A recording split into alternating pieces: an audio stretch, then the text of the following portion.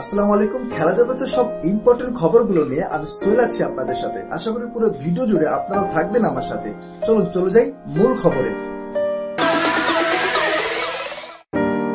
যেদিন স্পেন নয় আর্জেন্টিনাকে বেছে নিয়েছিলেন লিওনেল মেসি। 2004 সালে 19 জুন আর্জেন্টিনা অনূর্ধ্ব 20 দলের হয়ে অভিষেক হয় বার্সেলোনা তারকা লিওনেল মেসির। তবে তার ক্যারিয়ারে এমন একদিন এসেছিল যেদিন হয়তো সত্যিকার অর্থে স্পেনের প্রতিনিধিত্ব করতে পারতেন তিনি।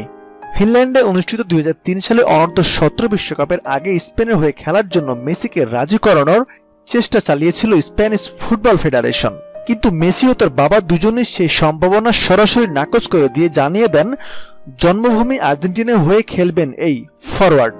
ওই আসরে সেলস ফ্যাব্রিগাসের নেতৃত্বে ফাইনাল পর্যন্ত গিয়েছিল স্প্যানিশরা, অথচ নিজ দেশ আর্জেন্টিনার অনূর্ধ্ব 17 দলের কোচ হুগো তাকাই মেসিকে তার দলেই রাখেনি। তবু নিজ দেশের জার্সি গায়ে খেলার সিদ্ধান্ত চূড়ান্ত করেন মেসি। প্রথমবার মেসিকে রাজি করাতে না পারলেও দমে যায়নি স্পেন, কিন্তু মেসির বাবা হরে মেসি সে সময় কাতালোনিয়া সফর করতে আর্জেন্টিনার কোচ মার্সেলো রিয়েলেসের সঙ্গে সাক্ষাৎ করতে যান।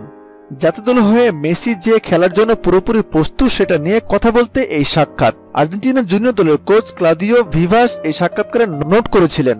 তিনি মেসি কিছু ভিডিও পাঠাতে বলেন, সেগুলো দেখে মেসিকে আর্জেন্টিনার জাতীয় দলের জন্য বিবেচনা করার সুপারিশ করেন তিনি। মাত্র 17 বছর বয়সে আন্তর্জাতিক ফুটবলে অভিষেক হয় মেসির। সে সময় তার জার্সি নাম্বার ছিল 17। খেলা জগতের সব ইম্পর্টেন্ট খবরগুলো পেতে আমাদের চ্যানেলটি সাবস্ক্রাইব করে পাশে থাকা বেল আইকনটি বাজিয়ে দিন। ধন্যবাদ।